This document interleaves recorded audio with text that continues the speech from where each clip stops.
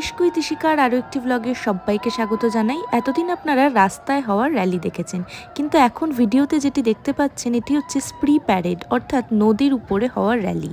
এই র্যালিটি কেন হচ্ছে বলুন তো? একটির পর একটি নৌকো যাচ্ছে এবং তাতে অসংখ্য লোক রয়েছেন সেলিব্রেশনের মুডে। আজকের দিনটি হলো সিএসডির ঠিক আগের দিন। সিএসডি হলো ক্রিস্টোফার স্ট্রিট ডে।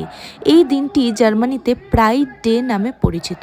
মানে যেসব মানুষেরা এলজিবিটিকিউ প্লাস, তারা যে সমাজ থেকে আলাদা নয় এবং এলজিবিটিকিউ প্লাস হওয়া কোনো মানুষের পক্ষে যে লজ্জার নয়, সেটি প্রমাণ করার জন্যেই এই দিনটি জার্মানিতে পালিত হয়।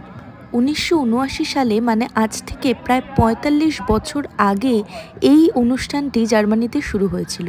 এটি কিন্তু উৎসবের থেকে কিছু কম নয়। সিএসডির দিন রীতিমতো রাস্তায় উৎসবের ঢল নেমে পড়ে জার্মানিতে। বিভিন্ন শহরে এটি উদযাপিত হয় এবং এটি উদযাপিত হয় বছরে একটি বার। সমকামী মানুষদের অধিকারের কথা বলে এই সিএসডি।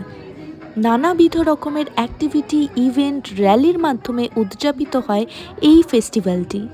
এই মুহূর্তে আমি দাঁড়িয়ে রয়েছি ফ্রেডরিক স্ট্রাসা, একদম হার্ট অফ দ্য সিটিতে। তবে এই র্যালিটির পরিসর কিন্তু অনেকটা পথ জুড়ে, বলা ভালো অনেকটা নদী পথ জুড়ে।